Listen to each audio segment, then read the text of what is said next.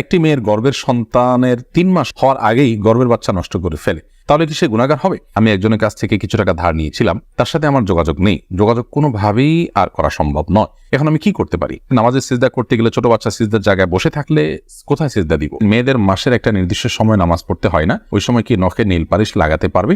আমার ভাতিজা আমাকে ছোট আব্বু বলে ডাকে, এতে কোনো সমস্যা হবে কিনা? পরিবারের সদস্যদের সঙ্গে শান্তি বজায় রাখার জন্য ছোট ছোট মিথ্যা বলা যাবে কিনা? ফরজ নামাজ শেষে বৈঠকে দুরূদ শরীফ পড়া শেষ করার পূর্বেই ইমাম সালাম ফিরিয়ে ফেললেন, সেক্ষেত্রে আমার করণীয় কি? কেউ যদি ঢিলা কুলুপ না করে ওযু করে তাহলে কি তার ওযু হবে? প্রশ্ন উত্তর দেওয়ার আলোকিত ভবনে আমরা প্রবেশ করি। আরফাত ফারজান আপনি লিখেছেন, স্বামীর সামনে টিপ লাগালে গুনাহ হবে কি? সৌন্দর্য বর্ধনের জন্য লাগাতে পারেন, কোনো অসুবিধা নেই, সেটি জায়েজ আছে। এরপরে MRS তাবিয়াত আপনি লিখেছেন, মেয়েদের মাসের একটা নির্দিষ্ট সময় নামাজ পড়তে হয় না, ওই সময় কি নখে নীল পালিশ লাগাতে পারবে? হ্যাঁ, ওই সময় নখে নেল পালিশ লাগাতে পারেন। মাসিকের সময়তে যেহেতু আপনার সালাত নেই, অতএব নেল পালিশ আপনি ব্যবহার করলেন, আপনার ওযু করার প্রয়োজনীয়তা নেই, আপনি এটা করতে পারেন। এরপর যখন পবিত্র হবেন তখন আপনি সেখান থেকে নেল পালিশগুলোকে রিমুভ করে আপনি ওযু করে নামাজ পড়লেন, এটা জায়েজ আছে, কোনো অসুবিধা নেই। ইবাদত ইসলাম আপনি লিখেছেন, ওযু করে আয়না দেখলে কি ওযু ভেঙে যায়? না, এতে কোনো ওযু ভাঙে না। বিতির রহমান আপনি লিখেছেন, নামাজের সিজদা করতে গেলে ছোট বাচ্চা সিজদার জায়গায় বসে থাকলে কোথায় সিজদা দিব? সেক্ষেত্রে একটু ডানে বামে আপনি সরে সিজদা করতে পারেন, তাতে কোনো অসুবিধা হবে না। একটু এক কদম ডানে সরে গেলেন বা এক কদম বামে সরে গেলেন কিংবা এক কদম পেছে সরে গেলেন, কোনো অসুবিধা নেই। আর যদি কোনোই জায়গা না থাকে তাহলে এক হাতে আলতো করে বাচ্চাকে একটু সরিয়ে তারপর আপনি সিজদা করতে পারেন, কোনো অসুবিধা নেই। এরপরে চামেলি খাতুন আপনি লিখেছেন, পরিবারের সদস্যদের সঙ্গে শান্তি বজায় রাখার জন্য ছোট ছোট মিথ্যা বলা যাবে কিনা? ছোট ছোট মিথ্যা আর বড় বড় মিথ্যা সর্বাবস্থায় ঘৃণিত এবং জঘন্য অপরাধ, এটি মৌলিকভাবে করা যাবে না। তবে দুজনের মধ্যকার বিবাদ মেটাবার জন্য যদি মিথ্যা বলতে হয়, একজনের কাছে গিয়ে অন্যজনের ব্যাপারে ইতিবাচক কথা, এমন কোনো কথা বলা যাতে করে তাদের মধ্যে সম্পর্কটা জোড়া লাগে, তো সেটাকে শরিয়া জায়েজ রেখেছে।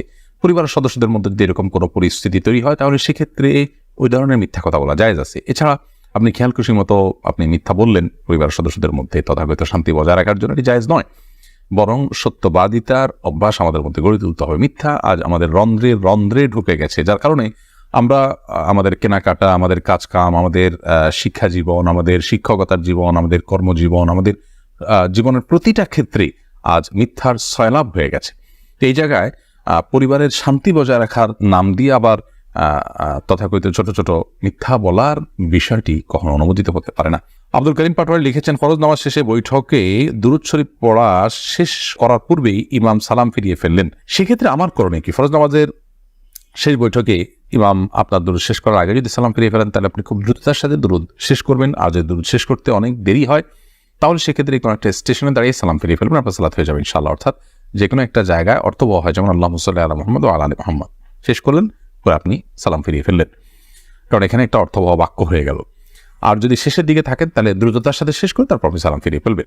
আফসানা শারমিন রোশনি আপনি লিখেছেন, আমার ছেলে 5 দিনের হায়াত নিয়ে দুনিয়াতে এসেছিল, আমার সন্তানকে আমার জন্য সুপারিশ করবে আল্লাহর কাছে? বল, আপনার সন্তান আল্লাহর কাছে ইনশাআল্লাহ বিদিন আপনার জান্নাতের পথকে সুগম করবে কিয়ামতের ময়দানে, এবং এ ধরনের সন্তান বাবা মার জন্য জান্নাতে অপেক্ষা করবে, এরকম বিভিন্ন বর্ণনা পাওয়া যায়। যদি আপনি সবর করতে পারেন, আল্লাহ তাআলা আপনাকে সবর করার তৌফিক দান করুন এবং উত্তম দান করুন।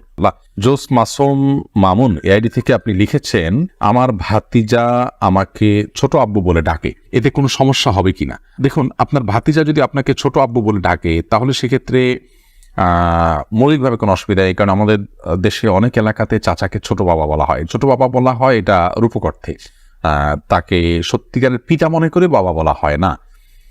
মানে আম্মুর রাজুল ইসলাম ওয়াবি, একজন কারোর চাচা তার বাবার মতোই অনেকটা শ্রদ্ধার জায়গা থেকে এবং অন্য অনেক দিক থেকে, সেই জায়গা থেকে তাকে ছোট আব্বু বলার যে প্রচলন আছে, এই প্রচলনটা আপনার রূপক অর্থে বলা হয়, সেই অর্থেই প্রচলনটা আছে, যার কারণে এটাতে আপনার বাপ নয় তাকে বাপ ডাকার যে অপরাধ, সে অপরাধ বা সে গুনাহ এখানে হবে না, কারণ ওই উদ্দেশ্যে কেউ বলেও না এবং বাবা হিসেবে গণ্য করে না। হাবিব রাজ আপনি লিখেছেন, আমার মামাতো বোন আমার বয়সে 5 মাসের বড়, আমি কি তাকে বিয়ে করতে পারবো? দেখুন, যিনি বয়সে বড় তার সাথে বিবাহ বন্ধনে আবদ্ধ হওয়া মৌলিকভাবে জায়েজ আছে, এটি কোনো নাজায়েজ বা হারাম কোনো বিষয় নয়। আমাদের সমাজে এটাকে দোষণীয় মনে করা হয়, সেটা আমাদের সমাজের দোষ বলতে পারেন। শরিয়াত এটাকে যাকে আপনার নিষিদ্ধ করেনি, বিধায় বয়সে বড়র সাথে বিবাহ বন্ধনে আবদ্ধ হতে পারে। বিশেষ করে নবী করিম সাল্লাল্লাহু আলাইহি সাল্লাম তিনি নিজেও খাদিজা রাদিয়াল্লাহু তাআলা আনহাকে বিয়ে করেছেন, তখন খাদিজা রাদিয়াল্লাহু আনহা বয়স তার চাইতে বেশি ছিল। এখান থেকে বোঝা যায় নিজের চাইতে বয়সে বড় কাউকে বিয়ে করাটা শরিয়া দৃষ্টিকোণ থেকে মৌলিকভাবে অনুমোদিত। এটাকে দোষণীয় মনে করাটা বরং দোষের বিষয়। আমাদের শরিয়াতে এত ফ্লেক্সিবল রেখেছে বিষয়গুলোতেই, অথচ আমরা সেগুলোকে অনেক বেশি সংকুচিত করে ফেলছি, এবং যার ফলশ্রুতিতে নানা রকমের অপরাধ প্রবণতা কিন্তু আমাদের সমাজে বেড়ে চলেছে। শারমিন আক্তার আপনি লিখেছেন, আমি একজনের কাছ থেকে কিছু টাকা ধার নিয়েছিলাম, তার সাথে আমার যোগাযোগ নেই, যোগাযোগ কোনোভাবেই আর করা সম্ভব নয়, এখন আমি কি করতে পারি? আপনি যদি তার সাথে যোগাযোগের কোনো সুযোগ না থাকে এবং যোগাযোগের কোনো সম্ভাবনা না থাকে, তাহলে সেক্ষেত্রে ওই টাকাটা কোনো গরিব দুঃখীকে দান করে দিবেন তার তরফ থেকে, অর্থাৎ তার তরফ থেকেই ডোনেশন করে দিলেন, দান করে দিলেন, সবটা তার আমল নামায় যুক্ত হলেন, মাধ্যমে ইনশাআল্লাহ আপনি দায়মুক্ত হওয়ার চেষ্টা করতে পারেন। তারিমা আপনি লিখেছে, আমি প্রেম করে বিয়ে করেছি, হারাম সম্পর্ক করেছি, এখন কি করলে আল্লাহ আমার সংসার জীবনকে সুখের করবে? কোনো উপায় আছে কি? আমাদের দুদিন পর পর ছোট ছোট বিষয় নিয়ে অনেক ঝগড়া হয়, এখন আমরা কেউ কাউকে সহ্য করতে পারি না, এখন কি করলে আল্লাহ আমাদের শান্তি দিবেন? প্লিজ জানাবেন।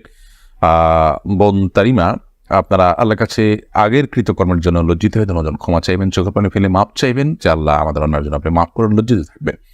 এর পাশাপাশি সুখী দাম্পত্য জীবনের জন্য আল্লাহর কাছে বিশেষভাবে দোয়া করবেন, সেই সাথে সুখী দাম্পত্যের জন্য যে আমলগুলো আছে সেগুলো করবেন, সবর এটার কসরত করবেন, যে ধৈর্য ধরে ধৈর্যের পাহাড় হওয়ার চেষ্টা করবেন, ইনশাআল্লাহ আল্লাহ তাআলা আপনাদেরকে সুখী করবেন। এ বিষয়ে আমাদের অনেকগুলো পরামর্শমূলক ভিডিও আছে, সেগুলো শুনতে পারেন। এমনি আলামিন লিখেছেন, কেউ যদি ঢিলা কুলুপ না করে অজু করে তাহলে কি তার অজু হবে? যদি পেশাবের পর পানি ব্যবহার করেন, তারপর আর পানি ফোটা পেশাব ফোটা না বাইর হয়, অজু হয়ে যাবে, ঢিলা করা তার জন্য ফরজ ওয়াজিব নয়।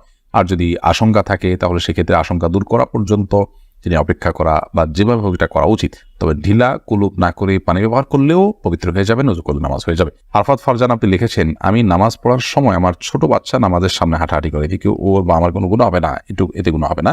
মাইদুল ইসলাম সুবর্ণ আপনি লিখেছেন, একটি মেয়ের গর্ভের সন্তানের 3 মাস হওয়ার আগেই গর্ভের বাচ্চা নষ্ট করে ফেলে, তাহলে কি সে গুনাহগার হবে? গর্ভের বাচ্চা নষ্ট করা সর্বাবস্থায় অপরাধের কথা, কিন্তু যদি সন্তানের মধ্যে হার্টবিট বা প্রাণ সঞ্চারিত হওয়ার আগেই আপনার কোনো এমন ওজরের ভিত্তিতে সেটি নষ্ট করা হয় যে ওজরটি শরিয়া গ্রাহ্য, যেমন তার ফলশ্রুতিতে মার শরীর বা জীবনের মধ্যে হুমকি আছে, বা বড় কোনো বিপদ হতে পারে, বা বড় কোনো সমস্যা আছে, এরকম কোনো ওজরের ভিত্তিতে যদি এটা করে, তাহলে সেটা ক্ষেত্র বিশেষে ওজরের উপর নির্ভর করে সেটা জায়েজ হতে পারে। আর এমনিতে মনে চাইলো আর সন্তান নষ্ট করে ফেললো সামান্য ঠনক অজুহাতের ভিত্তিতে, এটি জায়েজ হবে না, এর ফলশ্রুতিতে মানুষ গুনাহগার হবে।